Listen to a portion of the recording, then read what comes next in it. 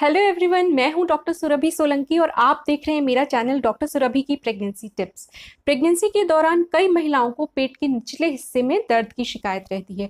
कई बार ये जो दर्द होता है इसका कोई सीरियस कारण नहीं होता है, बहुत ही सामान्य कारणों की वजह से ये दर्द होता है और इसमें चिंता की कोई बात नहीं होती है। लेकिन कभी कभी ये दर्द जो है कुछ सीरियस कंडीशंस के साथ जुड़ा होता है, जो कि आपके लिए जानना जरूरी है कि अगर ये सिम्टम्स आपको मिलते हैं पर्टिकुलर अपने दर्द के साथ, तो उस कंडीशन में आपको डॉक्टर के पास जाके दिखाना जरूरी हो जाता है। तो आज इस वीडियो में हम इसी बारे में बात करेंगे, सामान्य कारणों की भी बात करेंगे और जो सीरियस कारण हो सकते हैं उनके बारे में भी बात करेंगे। तो चलिए वीडियो को शुरू करते हैं बिना किसी देरी के।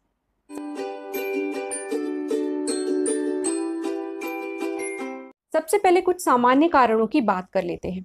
पहला कारण जो हो सकता है इस तरीके के दर्द का, वो है राउंड लिगामेंट पेन।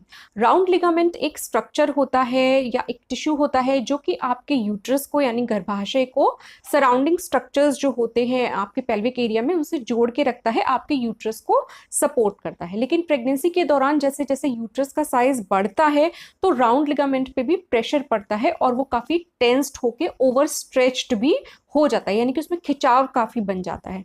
तो इसकी वजह से पेन हो सकता है। लेकिन राउंड लिगामेंट पेन जो होता है वो कभी भी कंटिन्यूअस पेन की तरह नहीं होता है। ये ज्यादातर तब होता है जब आप क्विकली मूव करती है, यानी कि जल्दी से आपका मूवमेंट होता है। आप बैठी और एकदम से आप खड़ी हो गई, या खड़ी थी एकदम से आप बैठी, या इस टाइप का जो मूवमेंट होता है उसमें फिर ये एक स्पाज्म जैसा पेन आपको महसूस होता है। ये आपके पेल्विक एरिया में दोनों साइड्स में भी महसूस हो सकता है, लेकिन ज्यादातर कई बार ये राइट साइड में आमतौर पर देखा गया है कि महसूस होता है ये पेन।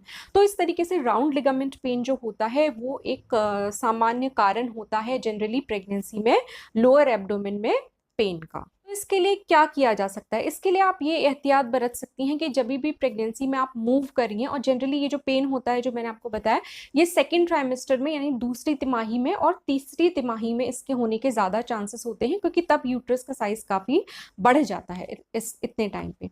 तो इसके लिए आप क्या कर सकती हैं कि जब भी आप कुछ मूवमेंट करती हैं थोड़ा स्लो मूवमेंट करिए, और थोड़ा अगर ज़रूरी हो तो अपने पेल्विक एरिया को हाथों से सपोर्ट देकर उठिए अगर आपको इस टाइप का दर्द होता है तो। लेकिन इस दर्द में कोई चिंता की बात नहीं होती है, एक सामान्य सा कारण होता है पेन का और ये कंटिन्यूस भी नहीं होता है। दूसरा कारण जो हो सकता है वो है गैस। क्या होता है कि जब प्रेगनेंसी में यूट्रस का साइज बढ़ता है तो आपके जो डाइजेस्टिव ऑर्गन्स होते हैं उनके ऊपर भी प्रेशर पड़ता है, जिसकी वजह से आपकी जो पाचन क्रिया होती है वो अफेक्ट होती है। तो जनरली देखा गया है कि प्रेगनेंसी में कई बार गैस की शिकायत होती है कई महिलाओं को। तो इसके लिए आप क्या कर सकती हैं कि छोटे छोटे फ्रीक्वेंट मील्स लीजिए। एक साथ बहुत ज़्यादा हैवी डाइट लेने से अच्छा है कि थोड़ी थोड़ी देर में थोड़ा थोड़ा मील आप लीजिए, तो इससे भी आपको आराम हो सकता है। इसके अलावा बहुत ज़्यादा तली भुनी या ऑयली चीज़ों को अवॉइड करिए जिससे कि गैस ज़्यादा बने। तो एक ये दूसरा कारण हो गया। तीसरा कारण जो हो सकता है पेट में दर्द का, वो है कॉन्स्टिपेशन। प्रेगनेंसी में कई महिलाओं को कॉन्स्टिपेशन की शिकायत हो जाती है। तो इसे अगर आप घर पे ही मैनेज कर सकती हैं वैसे तो जैसे कि फाइबर वाला फूड आप ज़्यादा लीजिए। फाइबर आपको मिल जाएंगे सलाद वगैरह में, और आप फ्रेश फ्रूट्स लीजिए। इन सब चीज़ों से आपको हेल्प मिलती है कॉन्स्टिपेशन से डील करने में। अगर तब भी आप का मैनेज नहीं हो रहा है, कॉन्स्टिपेशन ज़्यादा प्रॉब्लम हो रही है, तो उस कंडीशन में आप अपने डॉक्टर से मिलेंगी तो वो आपको लेग्जिटिव टाइप की कोई मेडिसिन देंगे जिससे कि आपके स्टूल्स सॉफ्ट हो जाएं और कॉन्स्टिपेशन में आपको आराम मिले। अगला कारण जो हो सकता है, और जो कि जनरली ज़्यादातर वही सेकेंड ट्राइमेस्टर और थर्ड ट्राइमेस्टर में ज़्यादा मिलता है, वो है ब्रैक्सटन हिक्स कॉन्ट्रैक्शंस। ये जो कॉन्ट्रैक्शंस होते हैं इनको कई बार लेडीज़ लेबर पेन्स के साथ कंफ्यूज कर लेती हैं, लेकिन काफ़ी अंतर होता है दोनों में। और जो ब्रैक्सटन हिक्स कॉन्ट्रैक्शंस होते हैं ये इरेग्युलर होते हैं, इनका कोई पर्टिकुलर पैटर्न नहीं होता है जैसा कि ट्रू लेबर पेन्स का होता है। अगर आप जानना चाहती हैं कि एक्चुअल जो लेबर पेन्स होते हैं वो किस टाइप के होते हैं और कैसे आपको पता चलता है कि अब आपको डिलीवरी के लिए डॉक्टर के पास चले जाना चाहिए, तो इस पे मेरा एक वीडियो है, आप वो देख सकती हैं। मैं लिंक आपको आई बटन में प्रोवाइड कर दूंगी। तो इस तरीके से ब्रैक्सटन हिक्स कॉन्ट्रैक्शंस कई बार कॉज होते हैं पेन के। इनमें चिंता की कोई बात नहीं होती है, ये अपने आप ठीक हो जाते हैं जनरली। अगर आप थोड़ा बहुत अपनी पोजीशन चेंज करती हैं बॉडी की, थोड़ा बहुत वॉक कर लेती हैं, तो जनरली ये जो पेन होते हैं irregular pains Braxton Hicks contractions के, ये अपने आप ही ठीक हो जाते हैं। तो अब हम अगले कारण की बात कर लेते हैं, वो है प्रेगनेंसी के दौरान जो आपके यूट्रस का और एब्डोमेन का साइज जो बढ़ता है, बेबी का वेट भी बढ़ता है, उसकी वजह से आपके ब्लैडर की तरफ के रीजन में पेन हो सकता है और आपके पेट के निचले हिस्से में दर्द हो सकता है प्रेशर की वजह से। तो एक तो ये कारण होता है। इसके लिए कई लोग सजेस्ट करते हैं कि आप मैटरनिटी बेल्ट्स जो आती हैं वो यूज कर सकते हैं अपने पेट को सपोर्ट करने के लिए। तो ये इस तरीके से आप इसको मैनेज कर सकते हैं। ये कुछ कारण होते हैं जो कि काफी सामान्य कारण है प्रेगनेंसी के दौरान पेट के निचले हिस्से में दर्द होने के। अब हम उन कारणों की बात कर लेते हैं जो कि सीरियस होते हैं, जिनके लिए आपको तुरंत डॉक्टर के पास जाना जरूरी होता है। तो सबसे पहला कारण इसमें से जो होता है वो है मिसकैरेज। 20 वीक से पहले जनरली अगर प्रेगनेंसी का लॉस होता है तो इसको मिसकैरेज कहा जाता है।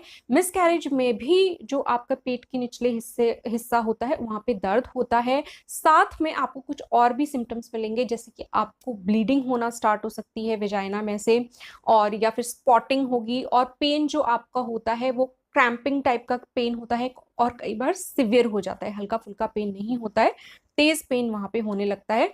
उस कंडीशन में आपको डॉक्टर को जरूर दिखाना चाहिए। इनफैक्ट अगर आपको प्रेगनेंसी के दौरान कभी भी ब्लीडिंग होती है तो इसे आपको इग्नोर नहीं करना चाहिए। चाहे कोई से भी ट्राइमेस्टर ऑफ प्रेगनेंसी में आपको ब्लीडिंग हो रही है तो आपको जाके डॉक्टर को जरूर बताना है। अगला सीरियस कारण जो हो सकता है वो है एक्टोपिक प्रेगनेंसी। एक्टोपिक प्रेगनेंसी एक तरीके की एबनॉर्मल प्रेगनेंसी होती है, जिसमें कि जो भ्रूण होता है या एम्ब्रियो होता है वो गर्भाशय में जाके चिपकने की बजाय किसी और हिस्से में जाके चिपक जाता है, और जनरली ज्यादातर देखा गया है कि फेलोपियन ट्यूब जो होती हैं उनमें जाके ये चिपक जाता है।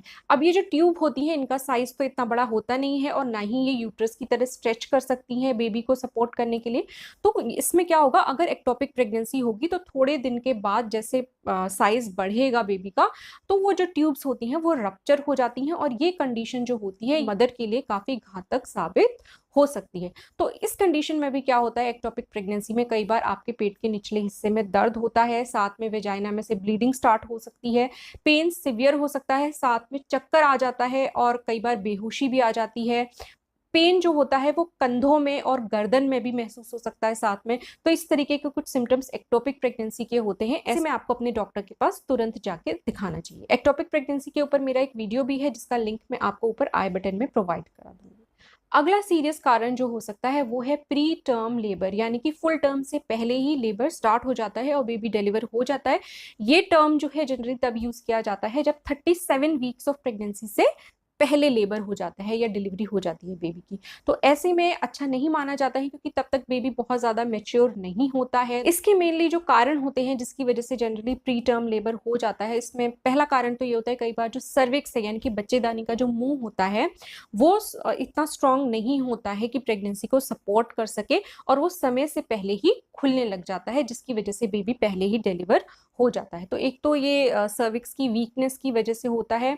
अगला कारण जो हो सकता है वो है हाइपरटेंशन। अगर मदर का ब्लड प्रेशर हाई चल रहा है प्रेगनेंसी के दौरान तो उस कंडीशन में भी प्री टर्म लेबर के चांसेस बढ़ जाते हैं। तीसरा कारण जो हो सकता है प्री टर्म लेबर का वो है प्रीमेच्योर रप्चर ऑफ मेम्ब्रेन्स, यानी कि जो मेम्ब्रेन्स होती हैं जो आपके बेबी को घेरे रखती हैं उसकी सुरक्षा के लिए, और इन मेम्ब्रेन्स के अंदर पानी भरा रहता है, तो ये आपके बेबी को सपोर्ट करती हैं, झटकों से प्रोटेक्ट करती हैं और इन्फेक्शन वगैरह से प्रोटेक्ट करती हैं।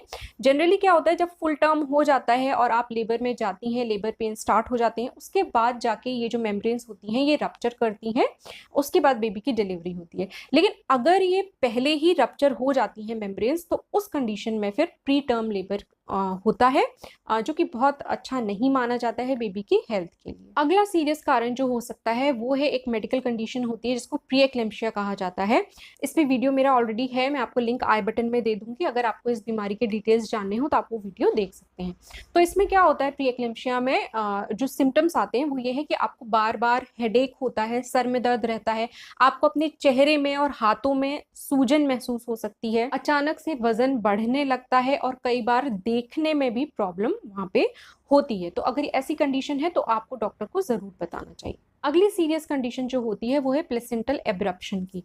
इसमें क्या होता है कि प्लेसेंटा समय से पहले ही आपके गर्भाशय से अलग होने लग जाता है। प्लेसेंटा क्या होता है? प्लेसेंटा ही वो स्ट्रक्चर होता है जो कि एक तरफ तो गर्भनाल से यानी कि जो अम्बिलिकल कॉर्ड होती है उससे बेबी की नाभि से जुड़ा रहता है, और एक तरफ आपकी बच्चेदानी से यानी कि गर्भाशय के साथ जुड़ा रहता है। तो प्लेसेंटा के ही थ्रू बेबी को सारा न्यूट्रिशन और ऑक्सीजन जो मिलता है वो सब प्लेसेंटा के थ्रू ही मिलता है।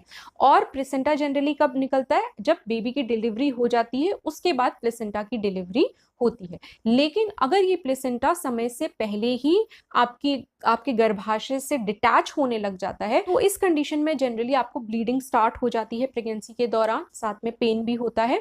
लेकिन कभी कभी ऐसा हो सकता है कि प्लेसेंटा जैसे डिटैच होता है आपके यूट्रस से, तो ये जो ओपनिंग होती है यूट्रस की उसको अगर कवर कर लेता है, तो उस कंडीशन में ब्लीडिंग भी पता नहीं चलती है, क्योंकि अंदर अंदर ब्लीडिंग होती है, बाहर वेजाइना से नहीं निकल पाती है। तो उस कंडीशन में कभी कभी ऐसा हो सकता है कि ये जो वार्निंग साइन है ब्लीडिंग का, ये भी ना दिखे। तो उस कंडीशन में अगर आपको पेन हो रहा है और वहां पे टेंडरनेस हो रही है, सिवियर पेन आपको हो रहा है, तो आपको जरूर जाके वहां पे डॉक्टर को दिखाना चाहिए।